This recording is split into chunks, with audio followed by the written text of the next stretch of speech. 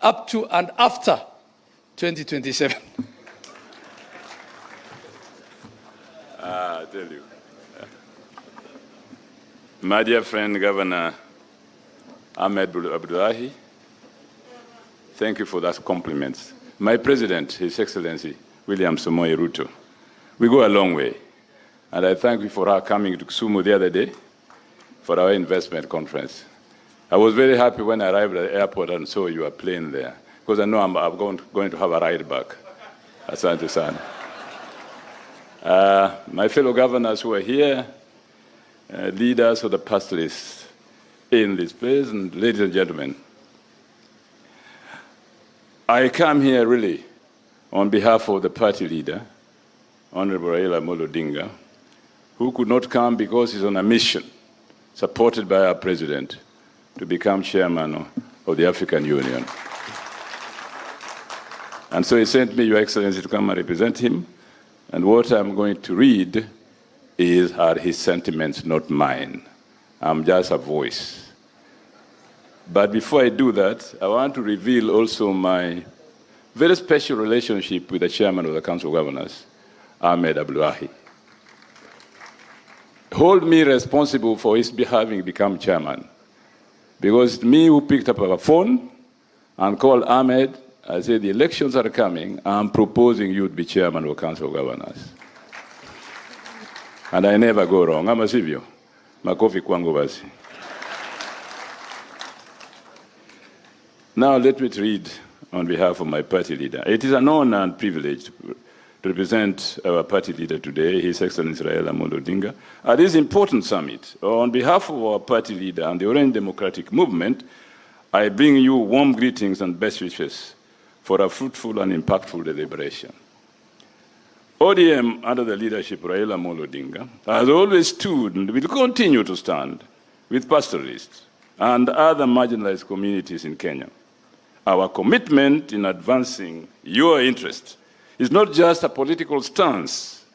It is built upon a firm belief and commitment to social justice, shared prosperity, and inclusive development.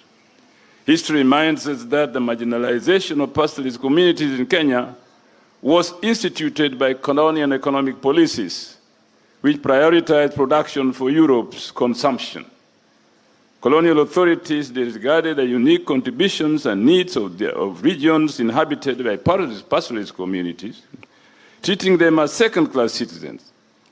It is a shame that 6 decades after independence, this systemic neglect persists in many ways.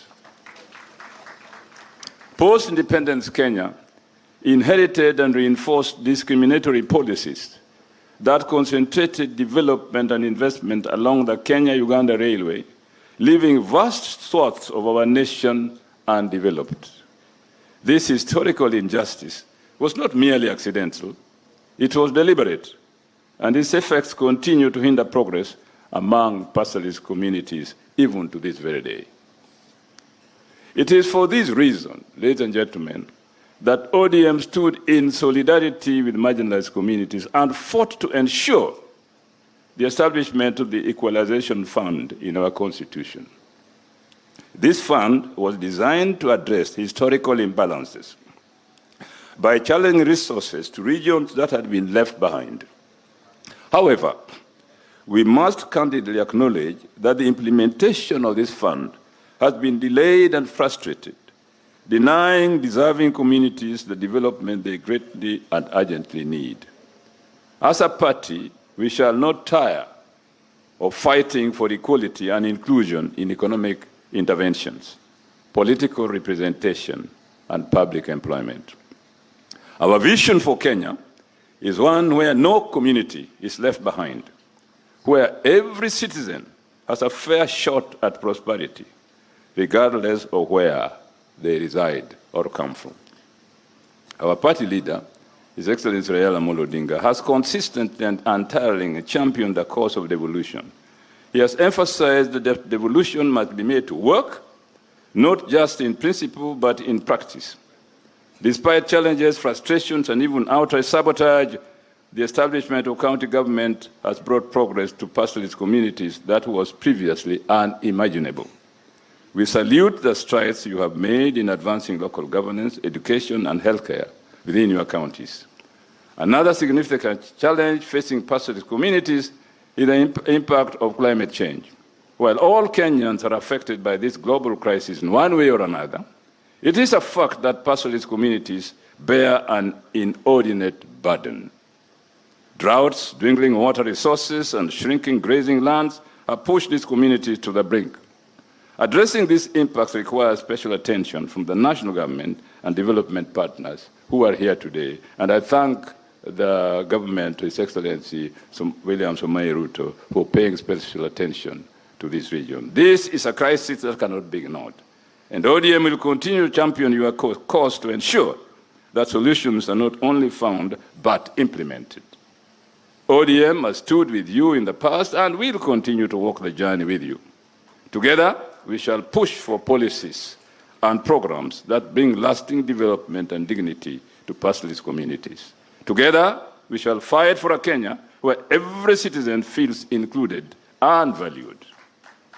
As we continue our deliberations today, let us be guided by a shared vision of unity, equity, and progress. Let us reaffirm our commitment to ensuring that Kenya becomes a nation where no one is left behind. We thank you, and may our collective efforts bear fruit for the benefit of our communities and future generations. Asanteni sana.